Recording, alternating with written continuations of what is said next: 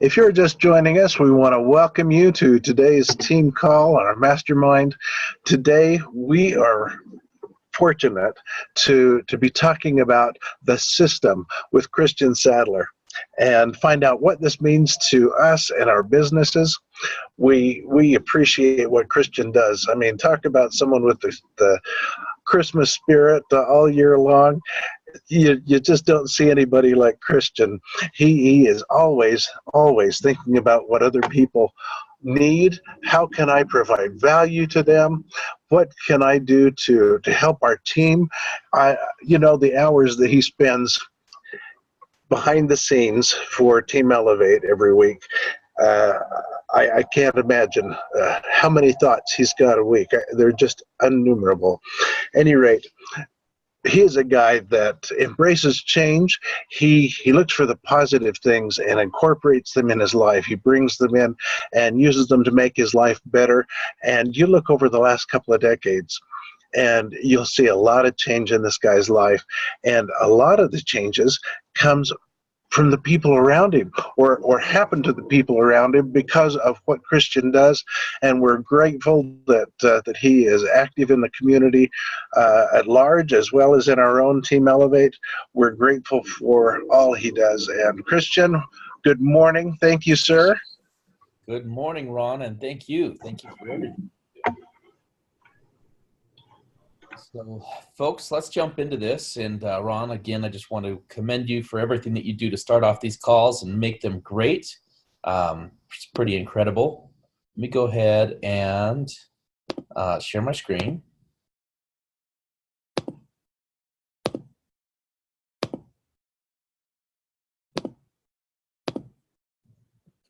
All right. So I wanted to start off my day by having a conversation based on a book actually that I was listening to last night. And so it really was about, well, whether your thinking is above the line or below the line. And you might be wondering what I mean by that. So let me just kind of lay it out. If you want to have success, you're going to want to keep your thoughts above the line. So what is the line? Let's put it in here. There's a line, and based on where your thoughts are coming from is going to determine the type of success that you have, or whether it's success at all, really. And so below the line, we have what's called blame. Unsuccessful people blame in order to justify their lack of results, and sometimes even their results.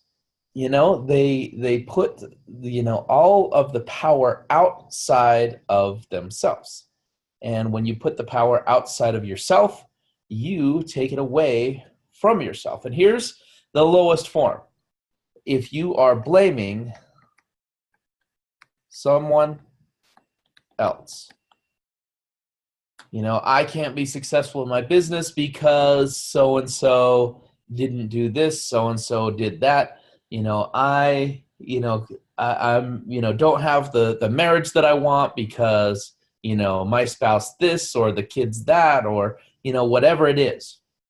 Every time you have a thought that comes from blame, and especially when you're blaming someone else, guess what? You just gave them power over your life. You just gave them full control. And quite frankly, that is the formula for failure. Let's just call it that way. The formula for unhappiness. Now, for some people, they might not give their power to somebody else, which, therefore makes them powerless. But what they might do is they might blame circumstances. Now, when you blame circumstances, that's a little bit better than blaming somebody else, because you're not giving that power to somebody that can, control and put you in a bad position. But if you're blaming circumstances, that's still a very low vibrational energy. And if you're coming from blame and you're blaming your lack of success in any area of your life on the circumstances. Well, I was born in, this area. Well, my car broke down and, whatever it is. My success is, determined by, and you put that blame on the circumstances, right? Oh, there was a tornado. Oh, it's the president of the United States. Well, that's putting it on. Hello, Martha. We can hear you. Thank you. I'm going to mute your audio. All right. So if you're blaming circumstances, a little bit higher vibration than blaming somebody else, but still very low vibration, and it is the formula for failure, for unhappiness. All right. Now, some people, they think that they're thinking above the line because they're not blaming someone else and they're not blaming their circumstances, but instead they're blaming themselves. Guess what? This is still low vibrational energy. This is still the formula for failure and unhappiness. If you spend your time, even if you're not saying it's because of my mentor, my 5-star, Bob Snyder, even if you're not saying it's because of the weather or the area that I live in or whatever it is, and you're saying, well, it's because of me. I did something stupid. I can't believe that I, whatever it is. If you live in that vibrational energy of blame, you are setting yourself up for failure. So, above the line thinking is thinking inside of personal responsibility.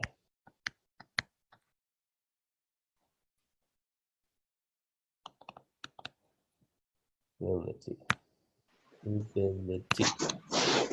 All right. Carla, we put you off mute. Let me go ahead and put you back on. All right. Personal responsibility. Now, here's the difference. When you're living in blame, there's no growth. In fact, you're actually shrinking. When you're living in personal responsibility, then you are living in a place where you can learn. And learning is living. There's a quote out there, and I'm not going to get it exactly correct, but the quote goes something to the effect of, the learned will find themselves beautifully equipped for a world that no longer exists, while the learners inherit the earth. So, if you're in a learning mode, you will succeed. You have to always be learning. Once you know it all, you're already in digression. You're already losing. So, in personal responsibility, rather than blaming yourself, you're going to take the opportunity to learn from yourself. You're going to take responsibility for your circumstances. And here's how you know whether you are truly learning. Because learning, conceptually, is a higher vibrational energy, and it's going to move you in the right direction. But guess what? If you really want to take it to the next level, that learning is going to be followed by action. Action. Meaning, if something's not going the way you want it to go, you're going to learn from it, and you're going to take positive action in the opposite direction, or in the proper direction, in the direction that is going to lead you towards success. So it all starts with your thoughts.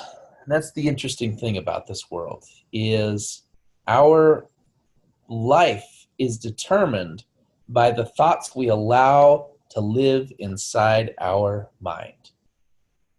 No thoughts live rent-free. Even if you do not speak them aloud, no thoughts live rent-free inside your mind. You see, every thought you have is actually dictating your reality.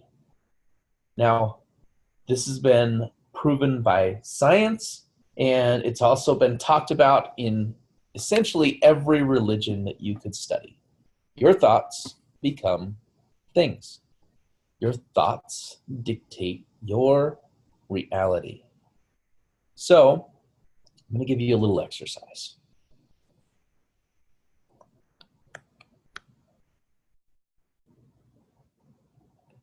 I want you guys to go out there and get yourself a rubber band. You're going to put that rubber band right around your wrist. And I want you to just pay attention. Now, you could do this for a day. You could do this for a week. You could do this for a month. You might just adopt it. What you'll find, though, is over time, you're going to have less and less need for this rubber band. Now, why are you putting a rubber band on your wrist? You're probably asking. Well, when you have low vibrational thoughts, when you have negative thoughts, when you have blamey thoughts, here's what I want you to do.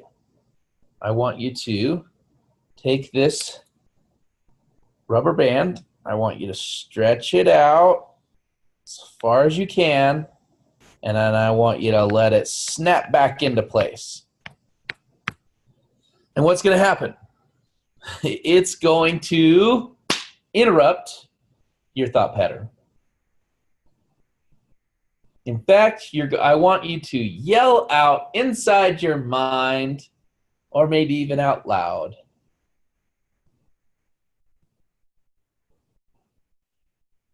and I want you to change your thoughts towards positive thinking. Positive thinking. Now, Ron started off with a video from Bob Snyder, and he talked about embracing change. And I thought it was so perfect, because there are some big changes coming down the line. Now, hold on a second, folks. I just heard somebody off mute, and I need to go find them.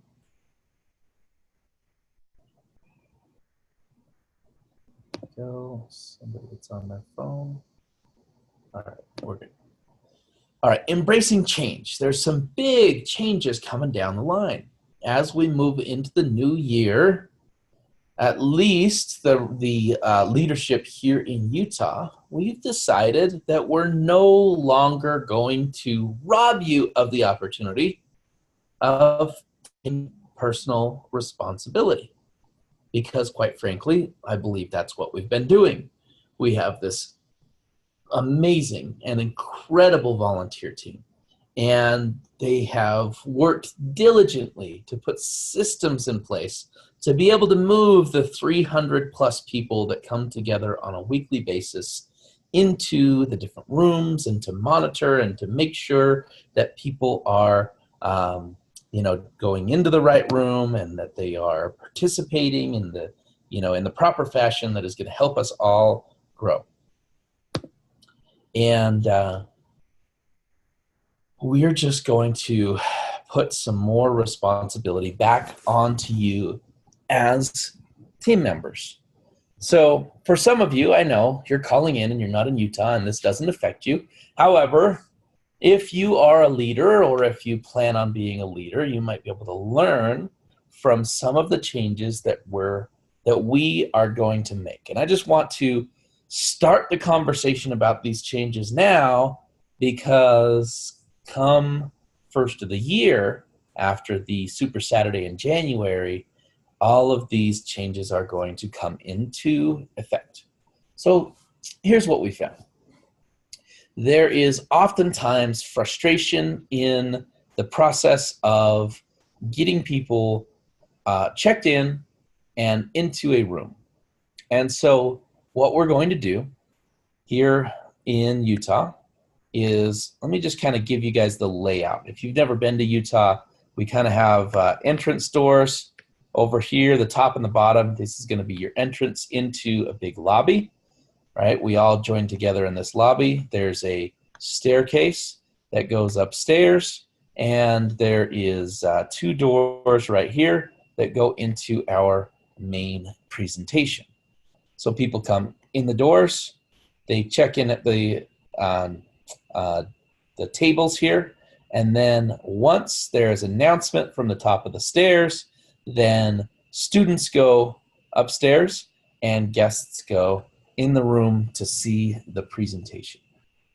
And oftentimes, the part that is the biggest breakdown is there has to be so much communication right here at these tables.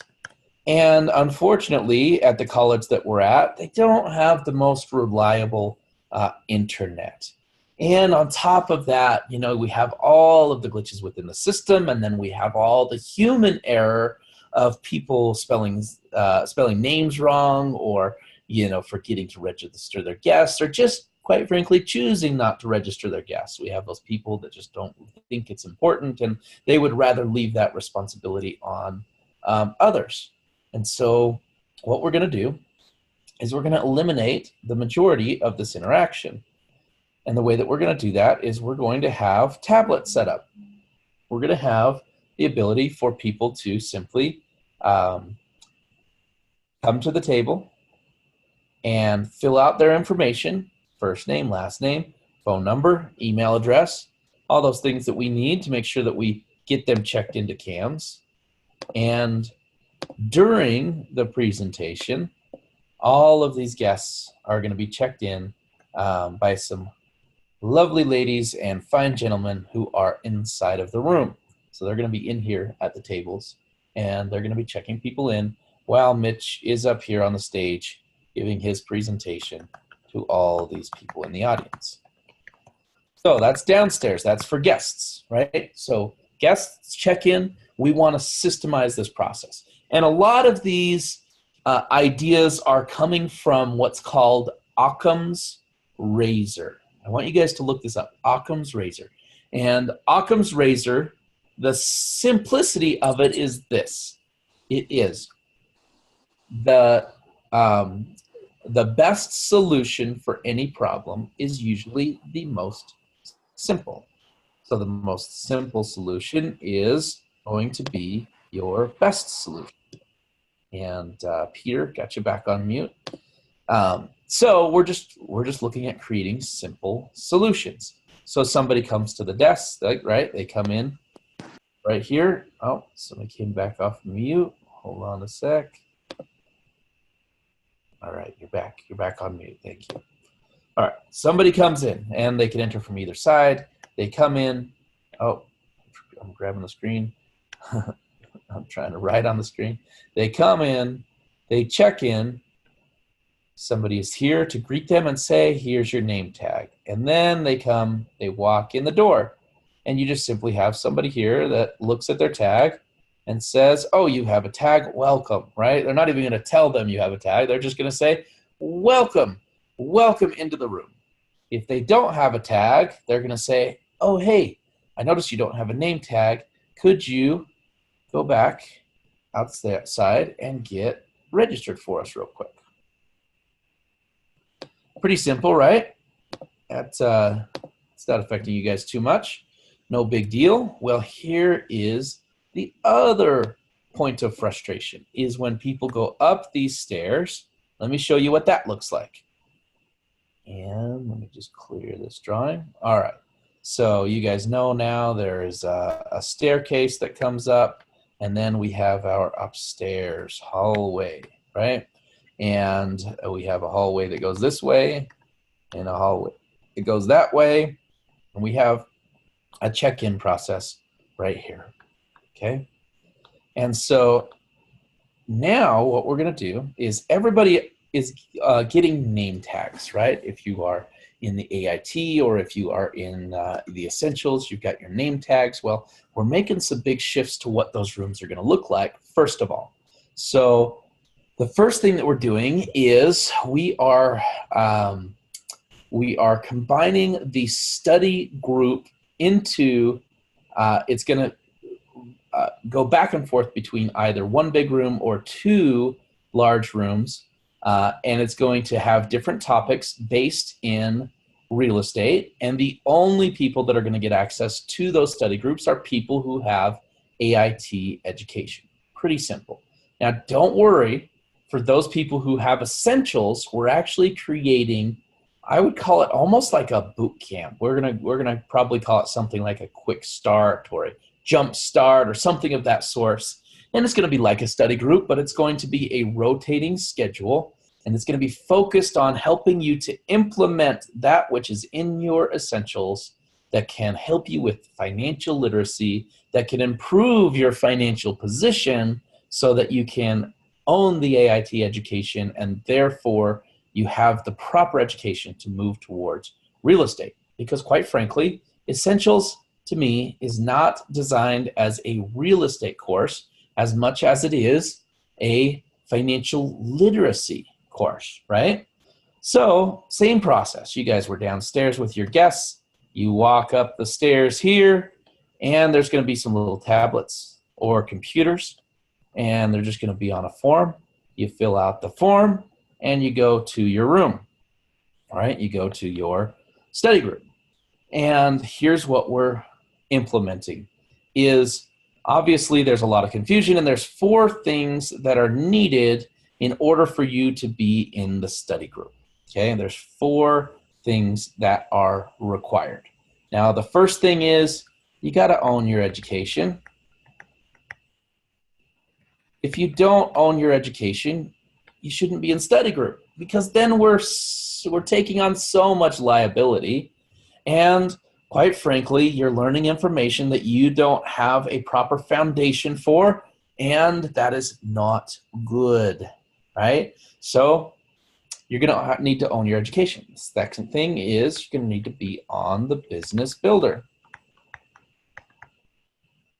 The only way that we're able to continue to run all the things that we run, the only reason that we can rent out a whole wing of a college is because all of us together pay $50 onto the Business Builder, and that goes into the pot that helps pay for all of those rooms. Now, I took a big bet at the start of this year by taking on the financial responsibility of this team, meaning that all of those, that money is running through my business accounts. And as of yet, we're still running at a deficit, but I still believe strongly in the bet on this team, that will move towards where we are in excess. And guess what? When we're in excess, I don't keep any of that money. That money is not for me. I don't look at any of the money that comes in from Business Builder as my money. That's ours as a team. And so, ultimately, if there is any excess, that's what we're going to use to celebrate the team, to have parties, to pay for the different tablets and things that we use to run this whole system. So second thing is you got to be on your Business Builder. The next thing is you're going to need to have been through onboarding. Yes, that is going to be a requirement now for a few reasons. First of all, we want you to understand the systems and the tools and all the things that you have that are a benefit to you, because we have a whole lot of extra time being spent explaining things that are already explained in onboarding, including the Business Builder and why it's important, and all of those things.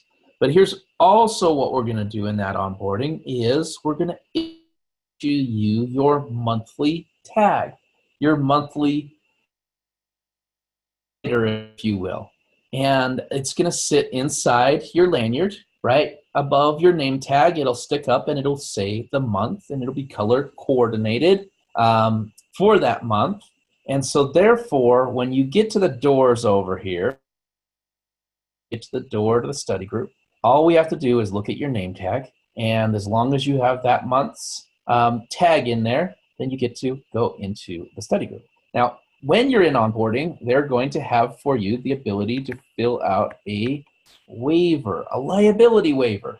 See, this is one of the things that we want to do to make sure that we protect ourselves as leaders, Renatus as a company, the college as an institution, and anybody else that's in that room, right? We want to protect you from the people that are in there. And so you're going to own your education. You're going to be on the business builder. Now, by the way, I know for some of you, you're thinking, oh man, if I'm just in a really tough position, then this is going to make it even worse for me. And just remember, if you're thinking down that line, you're thinking in blame mode. And we don't want you thinking in blame mode. We want you thinking in personal responsibility. So good news, we have a scholarship program. And if you get on the scholarship, that's just the same as being on the business builder. So if you're ever in a really tough position where the extra $50 a month is a big deal, then I just ask you fill out to be on the scholarship. You're going to get 90 days on the scholarship. And I want you to utilize all the resources that you have in front of you to improve your financial position. And so one of the things that we're going to be doing over here in one of these hallways, I'm just going to pretend that it's this door here, is we're going to bring back a marketing mastermind.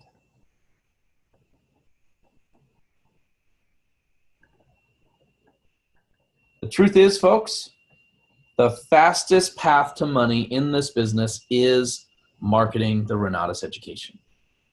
The only people that I've ever had dispute this are people that were new enough that they didn't really concentrate on it. Like they didn't look at the pure evidence in front of them of the purity of this business with Renatus, of bringing in new students, and the simple fact that it's the fastest path to money, it's the lowest risk scenario, right?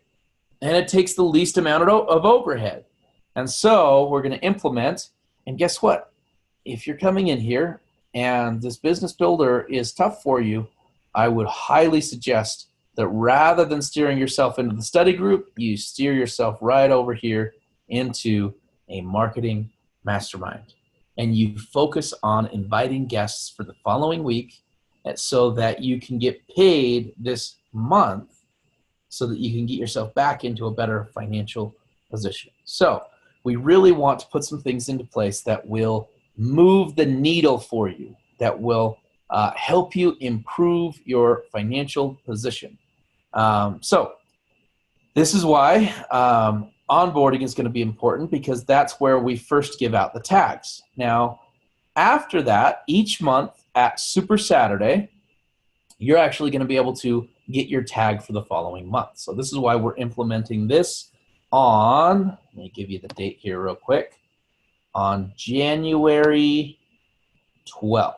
January 12th is where all of these changes will come into effect, because that's where you're going to have the opportunity to get your rider for that next month to be in the study groups.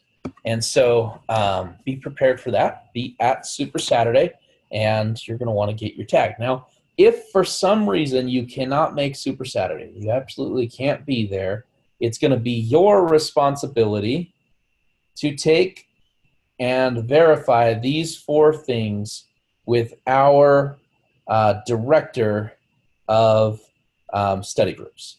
Now, I don't know who that is yet. We're still planning all of this out, but I'm giving you guys the inside scoop of how it's going to work.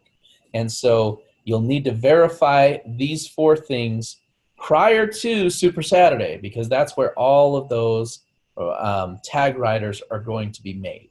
If for some reason you didn't verify these things by Super Saturday, good news. When you come up here, you're going to go straight into the onboarding class, because that's where we give them out on a weekly basis. So instead of going to study group that week, you're going to go to the onboarding again. And why are you going to go to onboarding again? Well, because that's where you get your tag. And second of all, it's going to help you understand the system better, right? So not only are we creating a system, but we're creating a system for those who don't follow the system. So we're putting the personal responsibility back onto you as a team. All right, so I'm at the end of my time, but I want to make sure that I emphasize something that is of crucial importance, and that is how you can best contribute to this team. The best thing that you can do to contribute to this team is to make money. When we talk about personal responsibility, the best thing that you can do is to succeed. It's the best thing that you can possibly do. Because guess what? Starting from, worst case scenario, you're coming in here, you spent your last $20,000 on getting your education. You don't have a job. You got to be on the scholarship.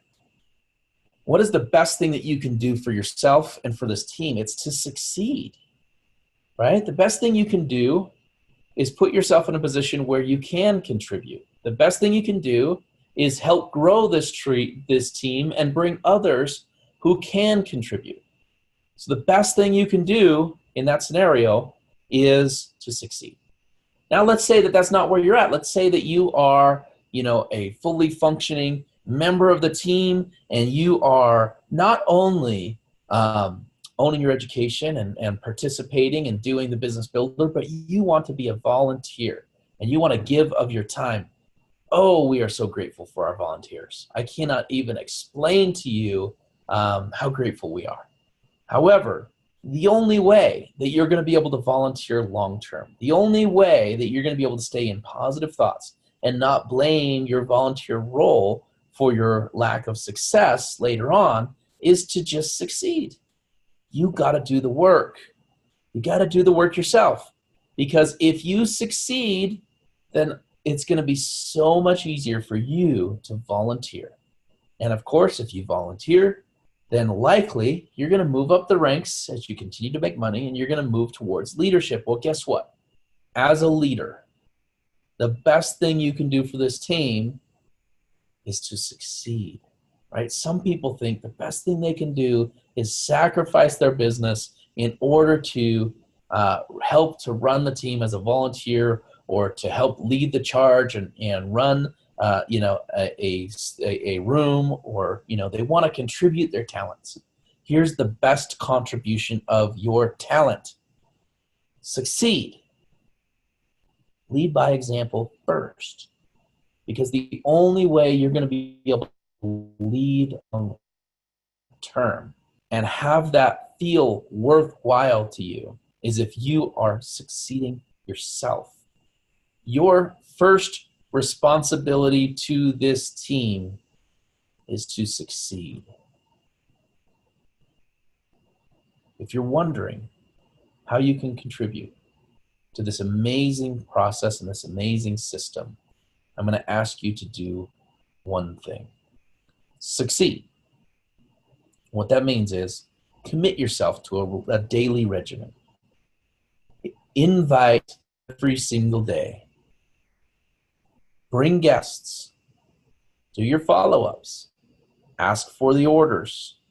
The best thing that you can do for this team is to succeed.